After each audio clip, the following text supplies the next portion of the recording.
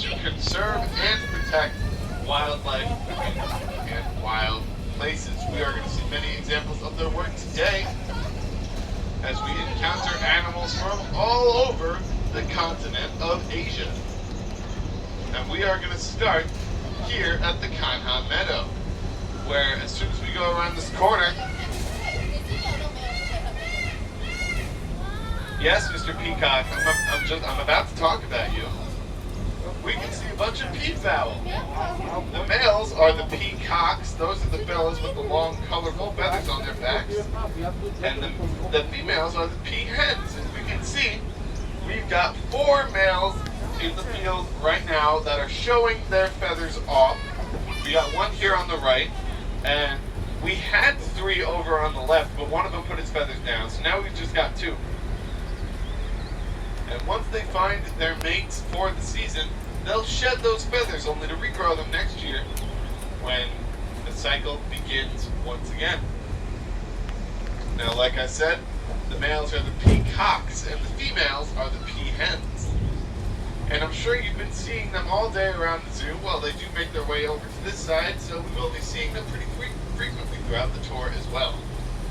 Something we're also going to see is a bunch of different species of deer and a species of antelope a little later on in the tour, because we are going to come to the backside of this meadow, and that around this time of day, that's usually where all of those deer like to hang out. I'm going to let one of our zookeepers tell you a little bit more about that. Remember the names of the deer. We're going to see them later. WC. Hi, my name is Michelle. I'm part of the Wild Asian Keeper team. We call this area Kanha Meadow, where we care for about 40 Barasingha deer, 15 axis deer, 10 black buck, and a pair of muntjac. We start our day by checking on all the animals, making sure they are healthy, behaving normally, and safe. Sometimes, fawns and calves are born overnight. Newborns are given a neonatal exam, which includes weighing, vaccination, and tagging for identification purposes. While the animals are in the meadow, we prepare their nighttime holding areas so that they have a safe and clean place to spend the night. Alright, now folks, this next animal is a pretty special one. It is a horse. If you were thinking these are horses, you're correct. But these aren't just your average, everyday, ordinary horses. These are Mongolian wild horses, also known as Przewalski's horse. Now, Przewalski's horse is a very special species of horse because for decades they were considered extinct in the wild, which means they didn't exist in their natural habitat. They only existed in zoos in either North America or Asia. And in the 1960s, all of those zoos converged and created a plan to conserve and protect this species. As part of that plan was to repopulate their natural habitat with Mongolian wild horses. And that plan has been a success so far. I'm going to let one of our coordinators tell you a little bit more about that. His name is I'm Jonathan Slatt, and I'm the Russia and Northeast Asia coordinator for the Wildlife Conservation Society. I believe that wildlife has a place on this earth. My job is to find practical solutions that allow people and wildlife to thrive together. Przewalski's horse went extinct in the wild in the 1960s. On a recent trip to Kazakhstan, I thought about the ongoing and successful efforts in that country to bring these horses back to the Central Asian steppe. The world needs happy stories, to watch the impossible become possible, and to see hope restored. And that's what's happening today with Przewalski's horse. Now, the Bronx Zoo got our first Przewalski's horse back in 1902.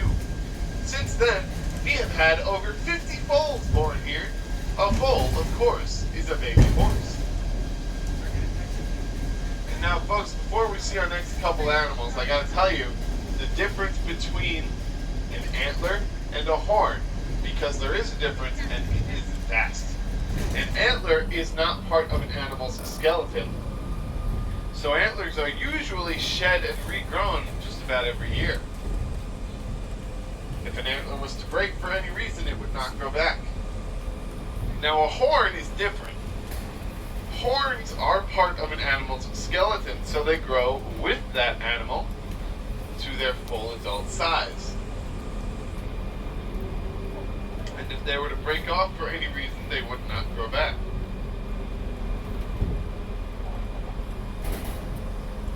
And now, folks, if you take a look over to the back right, you'll see the animal with horns in this exhibit. Those are the gaur. Male gaur can grow up to 6 feet tall, 10 feet long, and weigh about 2,000 pounds. If you're having trouble seeing them, look for the back fence of the exhibit and then look to the right and you'll see them then. Like I said, the males grow to that massive size, making them the world's largest species of wild cattle. And next to the gaur, we have our brow-antlered deer. Brow-antlered deer get their names because when their antlers are fully grown in, folks, they look like eyebrows. Now, that's still a couple months away because, like I said, they're still growing in their antlers because they do that every year. So come back in a couple months and you will see deer with giant eyebrows running around that meadow. And now, speaking of things that are big, I'm going to talk about this big wooden fence in front of us. You might be asking yourself, oh great, I've been walking around all day here at the zoo, and now this guy's going to tell us about this fence. What's going on here? Well, let me tell you what's going on here. This large wooden fence is here as a sound barrier to help block out the sound from the Bronx River Parkway. Because the Bronx Zoo sits in the heart of one of the most densely populated metropolitan areas in the world. And we opened in 1899, back when the Bronx was not what it is today. It was really mostly empty, a lot of fields, a lot of forests. And then as everything grew and became more populated and more dense, it just got noisier and noisier and noisier. So we built up things like these large wooden fences to help block out that noise, to keep our animals happier and more at home in their exhibits. And speaking of animals in their exhibits, folks, take a look down at the bottom of the hill. He's making his way towards us. His name is Anakin. That is Anakin, the Siberian tiger. Another name for Siberian tigers are Amur tigers. And since he's at the bottom of the hill, it looks like Anakin does not have the high ground this time. Now, folks, here's the difference between a Siberian tiger and a Malaysian tiger. Siberian tigers have longer, thicker hair and are physically larger than their Malaysian tiger counterparts. They also have more white hair on their bellies. And if you want to learn more about tigers, folks, I highly encourage you to go and visit Tiger Mountain here at the Bronx Zoo, where you can learn way more about tigers than I can ever tell you in this short amount of time. If you take a look at the top of this rocky muddy hill, we've got our gaur, and then to the right of those guys, we've got the brow-antlered deer as well. And then keep looking to the right because there's more animals here. This is the backside of the Kanha Meadow. This is what I told you about before. Take a look over to the left, the very left, as far left as you can look. Those white-colored deer are the Bactrian deer. They hail from the deserts of the Middle East. Males have antlers, females do not. Now, you might have seen some animals that are kind of smaller and have curly horns. Those are the black buck antelope, and those are all males. And I'm definitely going to sneeze now. No, I'm not going to sneeze. False alarm. And then, if you look over to the right at the fence that is on the right side, you'll see the Barasingha deer. Barasingha deer get their name from their antlers, because when their antlers are fully grown in, they have 12 to 14 tines or points to them, and Barasingha means 12 tines in Hindi. Now, folks, look through this bamboo thicket, and you'll start to see our male Babirusa. We've got Linus over on the left side, and we've got Kenneth on the right. Kenneth is a little easier to see. As soon as we exit the left side to look straight ahead, you will see him in the middle of his exhibit. Looks like he was snacking on something. But if you had trouble spotting the Babirusa, which, by the way, Babirusa is a very fun word to say, you are not going to have any trouble spotting this next animal. I am, of course, folks, talking about the Canada goose, the two Canada geese, and their babies. I'm just kidding, folks. I'm not talking about the Canada geese and their babies. Patty, you know I'm talking about you. Folks, That is Patty over to the right. That is our one of our Asian elephants here at the Bronx Zoo. Patty is almost 50 years old. She can drink up to 60 gallons of water every single day. That's right, folks.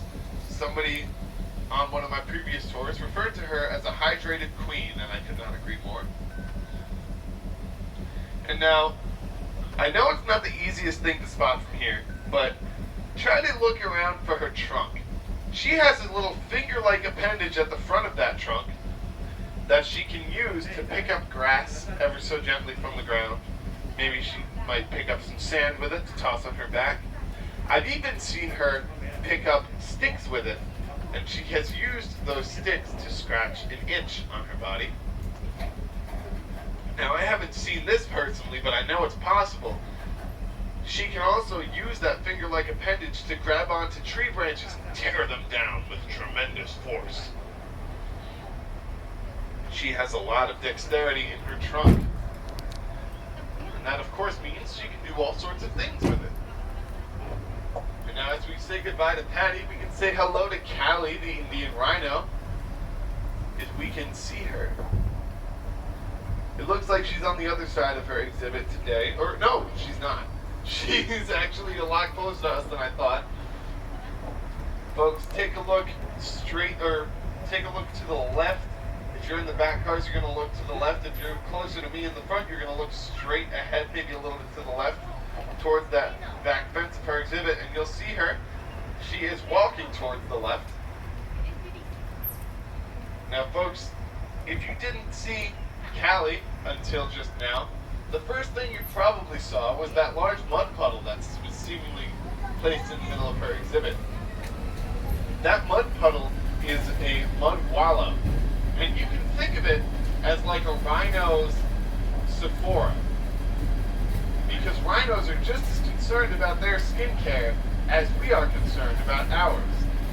Rhino's skin is incredibly sensitive, despite how tough and armored it looks. And actually, once we clear the trees, we'll see another mud wallow. Like I said, their skin is incredibly sensitive. So, in the wild, rhinos create those mud wallows to sit in and cover themselves with mud, and that mud acts like a natural sunblock and a natural bug repellent. Now, we have an Indian rhino here. She's not out today. Her name's Penny. Her skin is so sensitive, like especially sensitive, that she needs the zookeepers to put sunscreen on her every single day. And if you want to learn more about how a rhino wears sunscreen, I highly suggest you watch the segment on it on our TV show, Animal Planet's The Zoo. I believe that segment is in season 3. And now, folks, take a look through the trees in front of us. We're going to see two different kinds of animals. First up, we've got the female nilgai antelope. Those are the ladies with the stripes around their hooves and the white spots on their behinds. And we've also got a couple of male sandbar deer. Male sandbar deer have a very kind of rougher coat of hair on their bodies. Maybe it's a little patchy. We can see one of them on his hind legs trying to reach a branch to get some snacks. Now, their coat of fur might be patchy because it's currently growing in for the season, because they're shedding their winter coats and growing in their summer coats. Now, the male sandbar deer have not had their antlers fully grown in yet, but once they're fully grown, they'll be about 3 feet long with about 3 points per bar on them.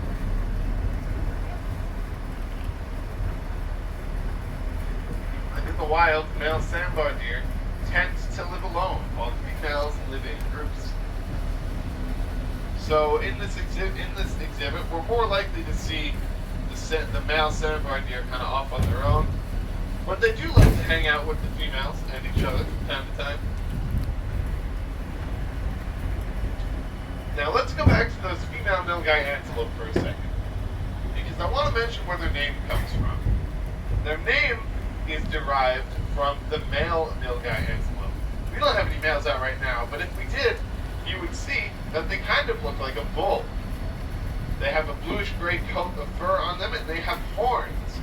So in Hindi, Nilgai means blue bull. And now, folks, as we enter this next area, take a look to the right and down, and you will see one of our Chinese tufted deer. Chinese tufted deer are very small. They only grow to be about 40 pounds. They've got a chocolate brown coat of fur on them, and they've got a white stripe that goes around their tail. They use that white stripe to communicate with each other, or allow their tails to be easily seen by other tufted deer.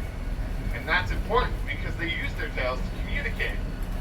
We can see, take a look at the top of this hill that's coming up. Look on the right side, near the right side fence, and we'll see another one. Take a look at his tail, and you'll see that white stripe that I'm talking about. Like I said, they use the tails to communicate with each other. For example, say a predator is nearby, one of them might stick their tail straight up in the air, and that alerts the others, hey, there's something going on over here, you know what I mean? That's the tufted deer talking, not me. Anyway, we are now crossing over the Bronx River. Much like the parkway that bears its name, the Bronx River is a highway for all kinds of animals, including birds, ducks, fish, and even turtles. You'll find those turtles getting some sun on the exposed logs or maybe a few rocks. But we're more likely to see those as we pull up to the platform later on. And we are going to come to a better spot where we're going to see more of the Bronx River though. But for now, we're going to go look at some goats. But I'm talking about one of the largest goat species in the world, the markhor. Take a look directly in front of us here, a little bit to the right, and you'll see them. The males have long corkscrew-shaped horns, long beards, and a mane of hair around their necks. The females have shorter horns, shorter beards, and they do not have manes. Now, markhor are excellent climbers thanks to special rubber-like cores that exist in their hooves. And those cores kind of make their hooves act like hiking boots, which allows them to climb up steep rock faces and even trees. I've even seen markhor stand on their hind legs for extended periods of time as they went up against trees to gnaw at some branches. Excuse me. And now, speaking of trees, folks, as soon as we pass this V-shaped tree, you're going to take a look down, and in his tree canopy we have Linus, the red panda. Now, you might hear the name red panda and think they're related to the giant panda, but one look at Linus will tell you that that's just not true. Red pandas are more closely related to the skunk, the weasel, and the raccoon. And in some parts of the world, they're nicknamed firefoxes. So if you've ever used Mozilla Firefox, the web browser, now you know that's where they got their name from and their mascot. Take a look through the fence directly in front of us. Those of you in the back look big to the right, and you'll see 3 Himalayan tahr. Himalayan tahr is another species of goat that we have in this field. That's tahr, T-A-H-R. Those are 3 females. They are a little smaller than the markhor, and they have horns that curl backwards and point towards the backs of their heads. And now, folks, we're going to go downhill a little bit here, and we are going to slow the tour down, and that's so we can all get a better view of the Bronx River. Like I said, the Bronx River is home to all kinds of wildlife,